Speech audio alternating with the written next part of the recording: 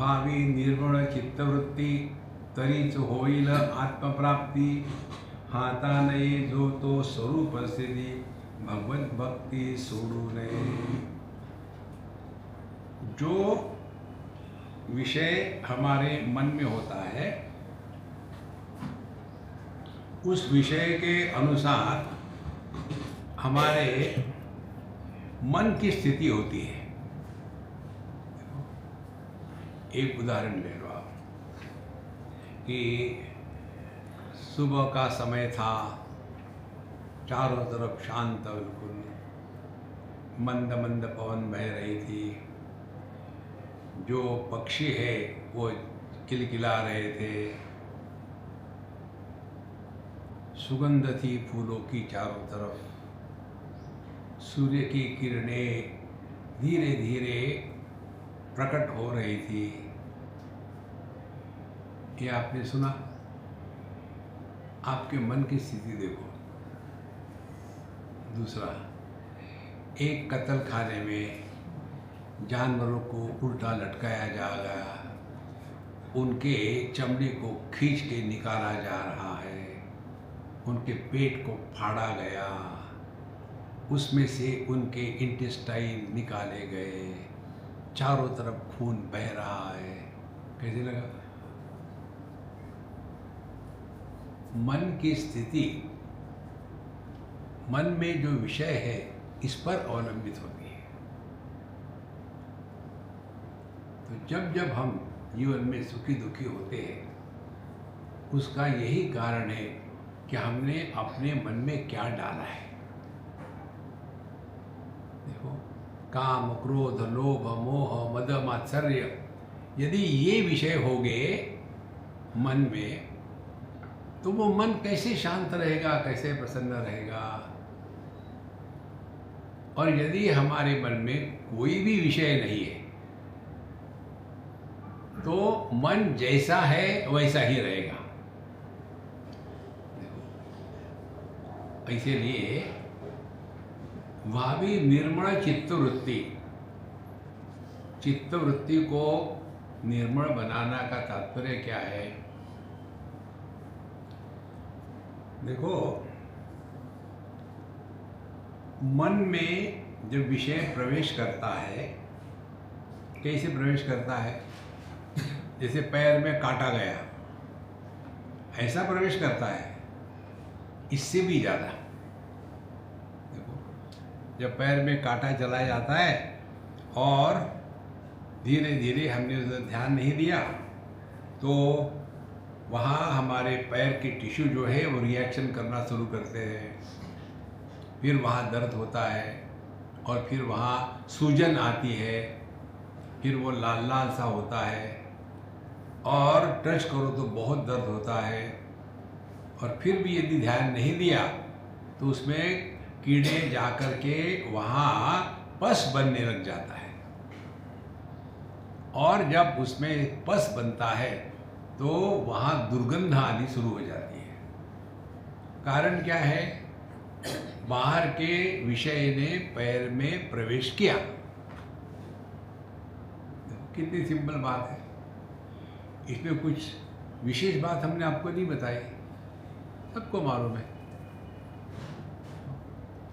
तो यदि हमको अपने पैर में जो पस हो गया है, फोड़ा हो गया है, उसको ठीक करना है, तो करना क्या पड़ेगा? जिस कारण से वो पैदा हुआ उस कारण को निकाल दो।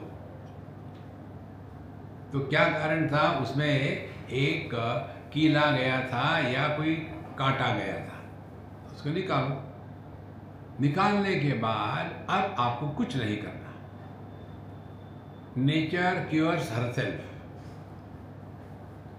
प्रकृति अपने आप की विकृति स्वयं ही शांत करती है। अब ये सिद्धांत अपने मन में लगा लो। मन में एक ऐसा विषय प्रवेश करता है, जैसा कांटा पैर में गया, नहीं जी, फिर कैसा प्रवेश करता है? मन में विषय, वस्तु, व्यक्ति, देश, काल, परिस्थिति प्रवेश करते हैं जब हम किसी को महत्व देते हैं। तब महत्व दो प्रकार का, राग और द्वेष। जिसके प्रति राग होगा वो हमारे मन में प्रवेश करेगा, तो वहाँ भी एक वृत्ति का जन्म होगा, एक फोड़ा होगा, there will be an abscess. और यदि प्रवेश की हुई वस्तु या व्यक्ति जिसके प्रति द्वेष होगा तो वहाँ भी वही होगा। माने जब वस्तु हमारे मन में प्रवेश करती है तो कैसे प्रवेश करती है? राग द्वेष के माध्यम से। देखो, आप सबने मुझ में प्रवेश किया है तो मैं तो फट जाऊंगा ना। तो कैसे प्रवेश करते हैं? हम किसी के प्रति राग रखते, किसी के प्रति द्वेष रखते। तो करें क्या? उदासीन वदासीनम असक्तम तेषु कर्मसु। ना कहूं से दोस्ती, ना कहूं से बैर। सबके साथ सहजता से समान रूप से जीना, वस्तु हो या व्यक्ति हो, देश हो या काल हो, कुछ भी हो, सबके प्रति समान भाव रखना, यही अपने अंतःकरण को शुद्ध करने की एकमात्र प्रक्रिया है। और फिर ये होता नहीं तो क्या करें? तो इसलिए कि वो जो कांटा है बहुत अंदर गया है, तो फिर ऑपरेशन करो, ऑपरेशन सिंदूर करो ऑपरेशन, तो उसको निकालना पड़ेगा। और इसी प्रकार से जिस वस्तु, व्यक्ति, देश, काल, परिस्थिति, इनके कारण हम परेशान होते हैं, उनको अपने मन से हटा देना, यही अध्यात्म है। इसके लिए दूसरा कोई उपाय नहीं।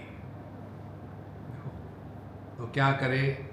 कांटे को निकालने के लिए दूसरा कांटा डालते हैं ना, तो अपने आप थोड़ी निकलेगा। तो विषयों को निकालने के लिए भगवान का नाम डालो। जितना भगवान का नाम डालेंगे उतना अंदर का कचरा धीरे धीरे बाहर निकलेगा। देखो, इसीलिए अभावी निर्मल चित्त वृत्ति, तो धीरे धीरे हमारा मन प्रभु के स्मृति से, नाम स्मरण से शुद्ध होने लग जाता है। तो कपड़े में मैल लगा है तो उसको निकालने के लिए दूसरा मैल लगाते हैं।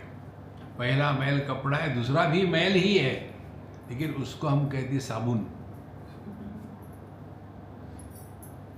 अब ये पहले मैल को दूसरे मैल ने ढीला करके निकाल दिया, तो दूसरा जो मैल है साबुन, उसको भी निकाल देना है ना। नहीं पैसा खर्चा करके लाया है यार, साबुन रह दो कपड़े पे, उसको भी निकाल देना है।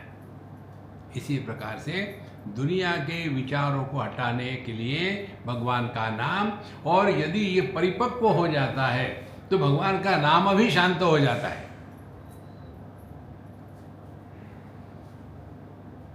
कब? जब परमात्मा हमारे हृदय में प्रकट होते हैं।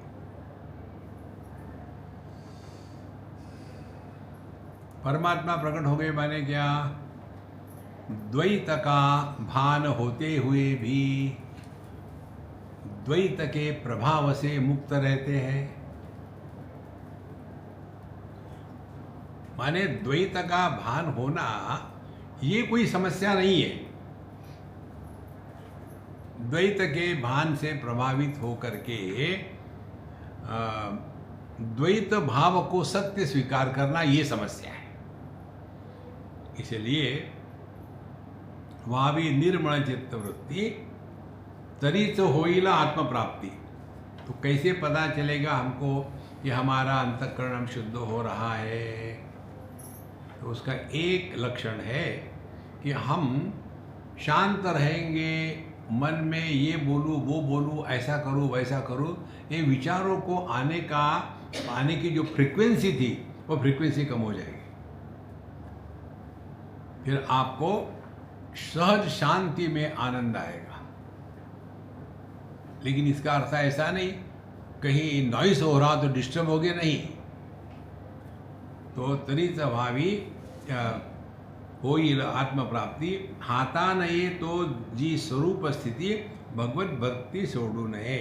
तो जब तक के ये नहीं होता तब तक के हमको अपनी साधना, भगवान का नाम लेना, चिंतन करना, अध्ययन करना, सत्संग सुनना, ये अत्यंत आवश्यक है। शरीर को ठीक रखने के लिए, शक्ति के लिए खाना आवश्यक है। जीवन को चलाने के लिए श्वासोश्वास आवश्यक है। और मन को परमात्मा में मिलाने के लिए भगवान का नाम आवश्यक है। यह ऑप्शनल नहीं है, आवश्यक है। इसीलिए भगवत भक्ति सोडू नये। तो हम थोड़ा बहुत वेदांत पढ़ लेते हैं और फिर सोचते हैं कि कौन्योस्ति सदृशो मया। आपने कितने उपनिषद पढ़े हैं? कितने उपनिषद बहुत होते हैं क्या? आपको पता नहीं? अरे भैया, 108 उपनिषद तो है ही, और भी है। कौन से हमको नहीं मालूम। देखो, एक ने भगवान रमण महर्षि को यही प्रश्न पूछा था कि सेल्फ रियलाइजेशन होने के लिए कितने उपनिषदों का अध्ययन आवश्यक है। देखो, पेट भरने के लिए कितने लड्डू खाना आवश्यक है। डिपेंड्स कौन खा रहा है। देखो, तो भगवान रमण महर्षि ने कहा कि तुम शेविंग करते हो क्या? हर एक प्रश्न पूछने वाले को लगता है कि बाबा जी को समझ में नहीं आया। उसने कहा कि नहीं, मैं ये प्रश्न पूछ रहा था कि कितने उपनिषदों का अध्ययन आवश्यक है सेल्फ रियलाइजेशन होने के लिए। उन्होंने कहा हाँ, मैं समझ गया आपका प्रश्न, मैं उत्तर दे रहा हूँ, आप भी उत्तर दो। आप शेविंग करते हो? हाँ, करते हैं। तो आपका चेहरा देखने के लिए कितने दर्पणों की आवश्यकता है? एक काफी है क्या? नहीं, कम से कम 4-6 दर्पण होने चाहिए। देखो, एक ही काफी है। इसीलिए संतो, अंतःकरण की शुद्धि का तात्पर्य हमारा मन सहज शांत रहे। शांति का तात्पर्य आलस्य नहीं, शांति का तात्पर्य डिपेंडेंस नहीं, शांति का तात्पर्य मुंह फुलाए बैठना नहीं, शांति का तात्पर्य डिप्रेशन में जाना नहीं। देखो, तो यह भगवत भक्ति सोडू नये।